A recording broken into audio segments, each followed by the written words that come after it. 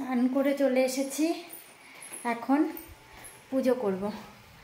তো চলো পুজোটা করে তারপর তোমার সাথে কথা বলছি। ঘড়ির কাঁটায় এখন 12:30 আর আমার নজরই যায়নি, আমি জানিই না কটা বাজে, এই এখন দেখলাম। আর আমি বানাচ্ছি এখানে বাটার মিল্ক, যেটাকে বাংলায় শুদ্ধ বাংলায় ঘোল বলে, দই দিয়ে। সেটাই বানালাম, বানিয়ে 1 গ্লাস খাচ্ছি। এটা ইউজুয়ালি আমি 3 বার খাই দিনে। সকালে খাই একবার ব্রেকফাস্টের পর, লাঞ্চের পর আর ডিনারের পর। তো কিছুই না, ডাইজেশনটা ভালো হয় আর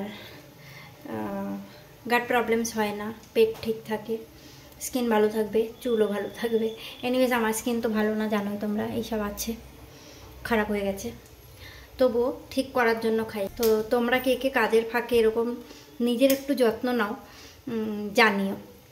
আমরা ইউজুয়ালি কি হয় না, মেয়েরা স্পেশালি, মায়েদেরও দেখেছি বা আমারও এরকমই হয়, বা আমার মতো এরকম অনেক মেয়েরাই আছে, অনেক মায়েরা আছে যারা সংসারে কাজ করতে করতে নিজের যত্ন নেওয়াটা ভুলে যায়।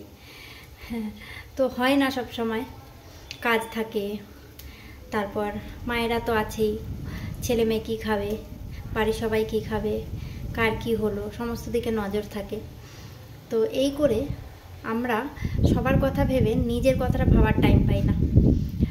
তো হোয়াট আই ফিল ইজ, এখন women should be selfish. Selfish হওয়া মানে এই নয় যে কারোর কথা ভাববো না।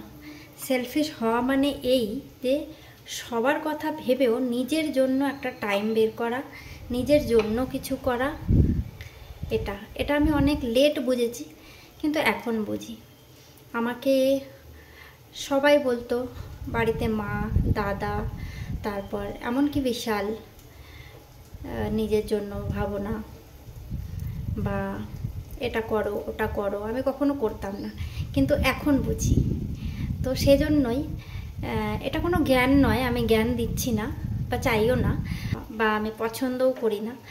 তো জাস্ট আ সাজেশন, সমস্ত কিছু করেও নিজের জন্য একটু টাইম বার করার চেষ্টা করো, সেটা খুব প্রয়োজন। আলটিমেটলি নিজে ভালো থাকলে সবাই ভালো থাকবে। এই যে আমরা সবার কথা ভাবি, যদি নিজে ভালো না থাকতে পারি তাহলে কেউ ভালো থাকবে না। তো চলো আমি কাজকর্ম করে নিই, এটাও খেয়ে নিই, শেষ করি, তারপর আবার তোমাদের সাথে দেখা হচ্ছে। বাই।